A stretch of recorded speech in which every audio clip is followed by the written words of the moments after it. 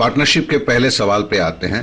राम और श्याम क्रमशः 1 लाख और 1.5 लाख रुपए लगाकर बिजनेस शुरू किया। साल के अंत में उन्हें 24,000 रुपए का फायदा हुआ, तो उस फायदे में राम और श्याम का हिस्सा कितना था? Ram and Shyam started a business with investment of rupees 1 lakh and 1,50,000 respectively and earned profit of rupees 24,000. Find the individual part of profit. तो सबसे पहले क्या है कि वाई रेशियो।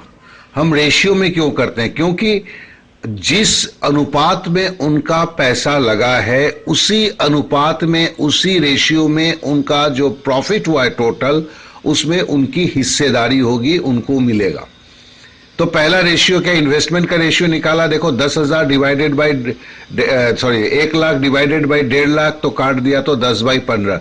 इसे हम छोटा भी कर सकते थे और भी 2/3 भी हो जाता ये, अगर 5 से काटते, तो मैंने ऐसे ही रख दिया 25 को। अब इसे और भी छोटा कर दे सकते हैं। तो देखिए 2.5 लाख रुपए डिस्ट्रीब्यूट हुआ। 2.5 लाख रुपए, 1 लाख रुपए राम का है, श्याम का 1.5 लाख रुपए, टोटल जोड़ दीजिए कितना? 2.5 लाख है। 2.5 लाख में राम ने 10 लाख लगाया, 1 लाख लगाया है, श्याम ने 1.5 लाख लगाया है। तो पहले हमने रेशियो निकाला। क्यों निकाला रेशियो? क्योंकि प्रॉफिट उसी हिसाब से बढ़ता है, इसलिए रेशियो निकाला। तो आ गया 10/15। तो देखिए फिर उसके बाद कुल हिस्सा, पैसे का कुल हिस्सा कितना था? 10 के साथ 15 जोड़ दिया 25। अब 25 में राम का हिस्सा कितना है? 10 है, तो 10/25 गुना जो प्रॉफिट हुआ था, कहे कि उसी हिसाब से प्रॉफिट मिलेगा उसे। 25 हिस्से में श्याम का हिस्सा कितना है? 1.5 लाख लगाया था, इसलिए 15/25 हुआ। और उसके साथ हमने प्रॉफिट जो हुआ था उस साल का पूरा, दोनों का मिला साल का, उसको हमने गुना कर दिया। तो उससे क्या हो गया? श्याम का निकल गया। अब जरा इसको आंख बंद करके सोचते हैं, क्या था हमें पास? 1 लाख और 1.5 लाख रुपया था। 2 आदमी इन्वेस्टमेंट किया है और उसे एक पैसा 24,000 रुपए जैसे प्रॉफिट हुआ है, दोनों को मिला के। तो दोनों को क्या, कौन कौन सा हिस्सा मिलेगा? तो हमने पहले किया, पहला रेशियो निकाल दिया। रेशियो निकाला तो 10 और 15 दोनों को जोड़ दिया, कुल हिस्सा हो गया। अब कुल हिस्सा में पहले व्यक्ति का क्या है?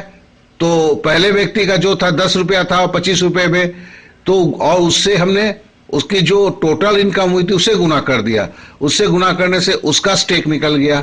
उसी तरह श्याम का भी स्टेक हमने निकाला।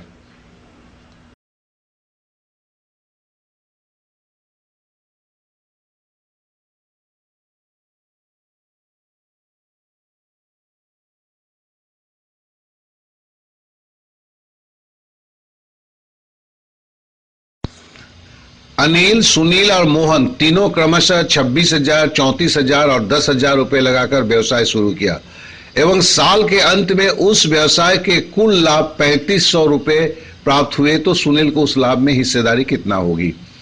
Anil, Sunil, Mohan made investment of 26,000, 34,000 and 10,000 respectively and earned total annual profit 3,500.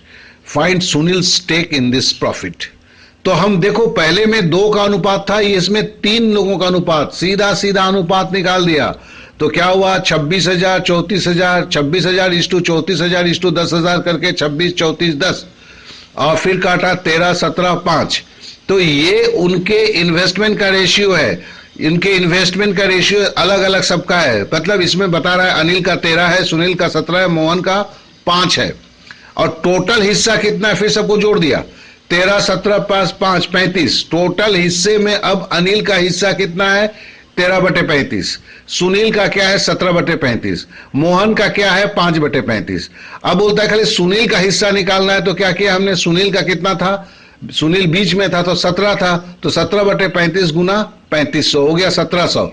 इसी तरह अगर पूछा जाता कि अनिल का हिस्सा कितना है, तो क्या करते हम? अनिल का चूंकि 13 था, 13/35 लिखते करके टोटल प्रॉफिट से गुना कर देते। उसी तरह का मोहन का पूछा जाता तो मोहन का क्या करते हम? मोहन का 5 था, 5/35 गुना 3500 करते। तो ये हमें काफी अच्छी तरह समझ में आ गया है।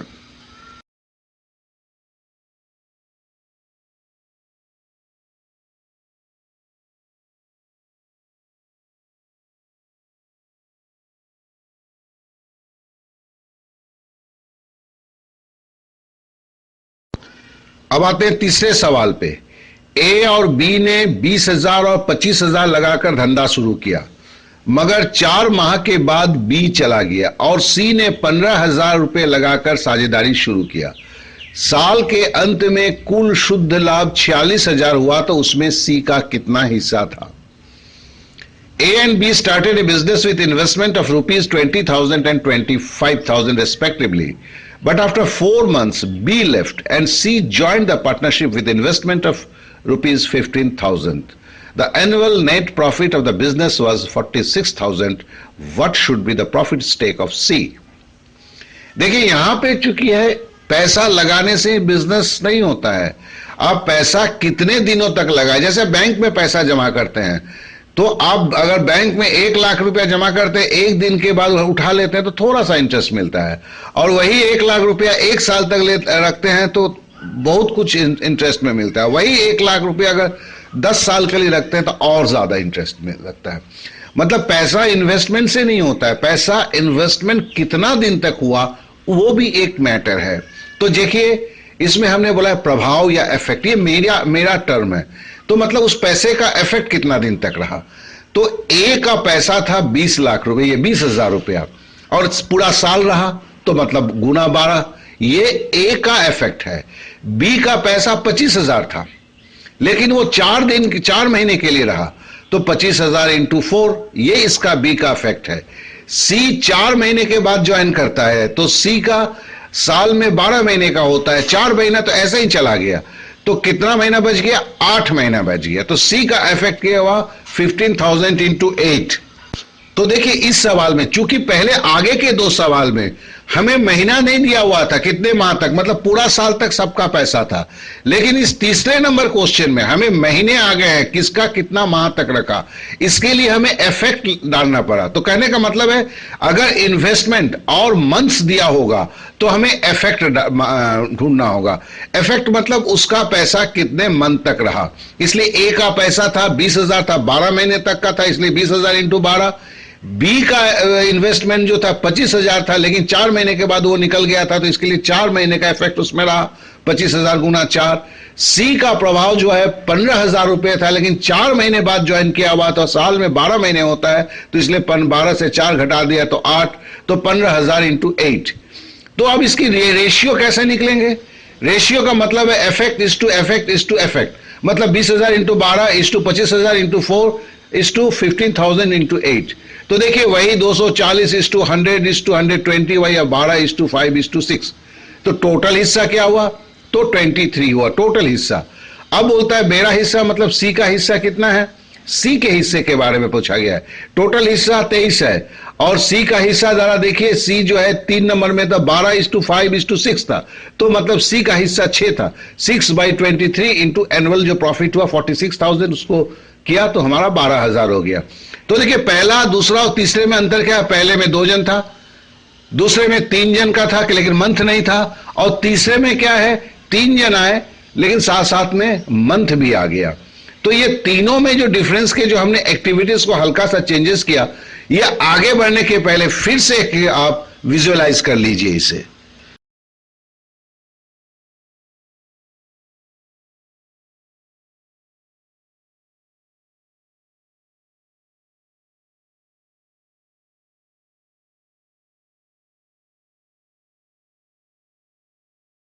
अब इस सवाल पे आते हैं। अनिल, सुनील और मोहन तीनों मिलकर एक व्यवसाय शुरू किया।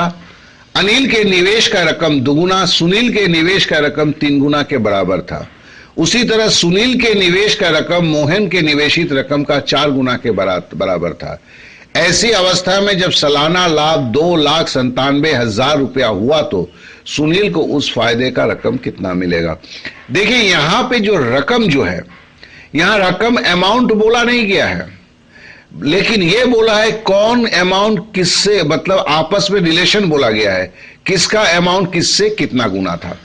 तो देखिए इसको पहले तो शर्त के अनुसार हम मोहन का जो हम लेते हैं, क्या है कि हम जो सबसे पीछे के तरफ होता है उसी का लेके हम कोशिश करते हैं साधारणतः। ये पहला कोशिश। क्या फिर से बोलता हूं?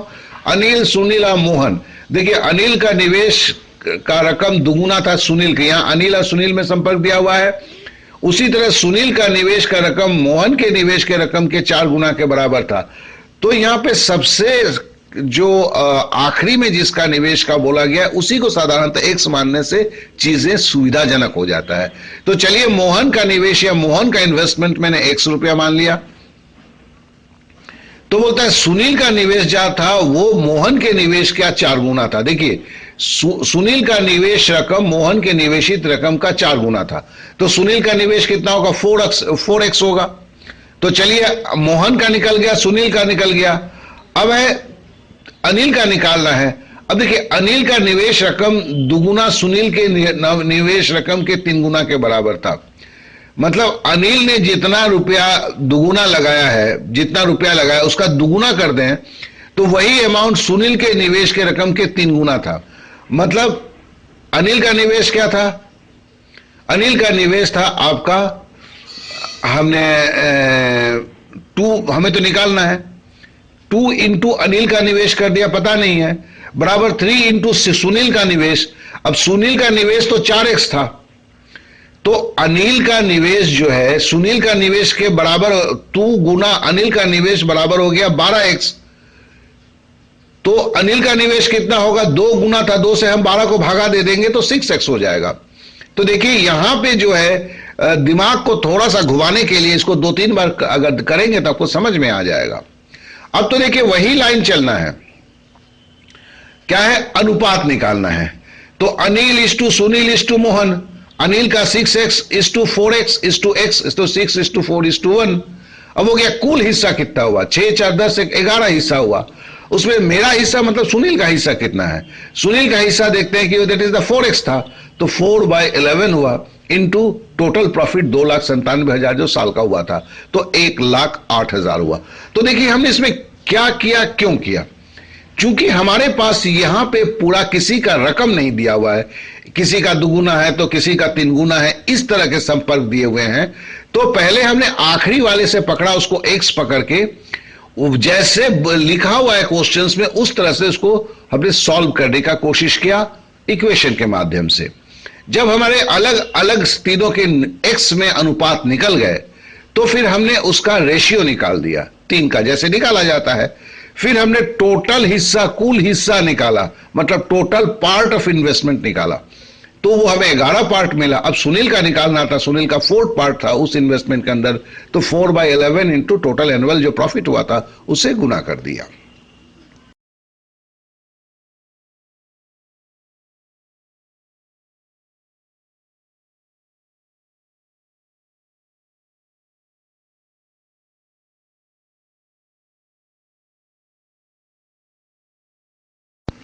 अब 5वें सवाल पे आते हैं। अनिल, सुनील और मोहन तीनों मिलकर 50,000 रुपए लगाकर व्यवसाय शुरू किया। अनिल का निवेश सुनील के निवेश से 4,000 रुपया ज्यादा था और सुनील का निवेश मोहन के निवेश से 5,000 रुपया ज्यादा था।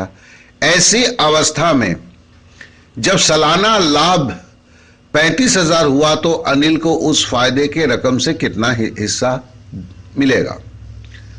Anil, Sunil and Mohan had started a business with total investment of rupees 50,000. Anil's investment was 4,000 more than that of the Sunil. Mohan investment was 5,000 more than that of Sunil. तो हमने पकड़ लिया कि देखें यहां पे जो है अनिल, सुनील और मोहन तीनों मिलके हुआ, तो वही हुआ। मोहन का हमने लिया, मोहन का इन्वेस्टमेंट हमने x ले लिया। तो सुनील का निवेश क्या बोलता है? सुनील का निवेश जो है, अनिल का निवेश सुनील के निवेश से 4,000 रुपया ज्यादा था, तो अनिल का निवेश बराबर है सुनील का निवेश। और तो ऐसे में हम लास्ट लाइन को जब पढ़ते हैं, सुनील का निवेश मोहन के निवेश से 5,000 रुपया ज्यादा था। हमने मोहन का निवेश x पकड़ा है, तो सुनील का निवेश क्या हुआ? x + 5,000। और अनिल का निवेश क्या बोला है? सुनील के निवेश से 4,000 रुपया ज्यादा था। तो हम ऐसा करते हैं, अनिल का निवेश, सुनील का निवेश x + 5,000, उसमें और 4,000 जोड़ देते हैं तो क्या होता है? x + 9,000। ये क्या होता है? अनिल का निवेश होता है। देखिए यहां पे थोड़ा सा जो है ना, हल्के से चलने का जरूरत है, कहीं गलती नहीं हो जाए। तो फिर हमें तीनों का निवेश मिल गया। तीनों का निवेश मिल गया तो देखिए यहां पे हमने क्या लिया, x और x प्लस 5,000 और x प्लस 9,000, लेकिन तीनों का निवेश जो है 50,000 रुपया बोला हुआ है। तो जिससे हमें x की मान निकल गई, काहे कि हमें रेशियो में निकालना था तो हम प्लस करके रख नहीं सकते थे, नहीं होता था हमारा। तो यहां पे क्या हुआ, चूंकि x का मान निकालना जरूरी था हमारे लिए। अब देखिए जैसे ही x का मान निकल गया और x का मान हमने रख दिया, x का मान 12,000 था, तो इसका मतलब मोहन का 12,000 होगा। सुनील का क्या था, 5,000 ज्यादा था तो उसका 17,000 हो गया। और अनिल का क्या था, मोहन से 9,000 ज्यादा था तो 12 और 9 21,000 हो गया। तो देखिए जब इसको रेशियो में बैठाया तो क्या हुआ, रेशियो था हमने क्या कि Anil is to Sunil is to Mohan, मतलब 21,000 इज टू 17,000 इज टू 12,000, सबका तीनों सुनना हट गया तो 21 इज टू 17 इज टू 12, तो कुल हिस्सा क्या हुआ, 50 हुआ। अब कुल हिस्से में अनिल का बोला है तो अनिल का 21,000 है तो 21 डिवाइडेड 50 इंटू 35,000, जो पहले हम ये 4 बैच में करते हुए जा रहे हैं। तो देखिए यहां पे कुल हिस्सा, उसके बाद एक का हिस्सा निकालना, ये पांचों मैथ में एक था, लेकिन स्टार्टिंग के पार्ट में जो अंतर था वही इन पांचों क्वांट्स में जो हमें डिफरेंस को लाया, इसे थोड़ा सा हमें नजर में रखना होगा।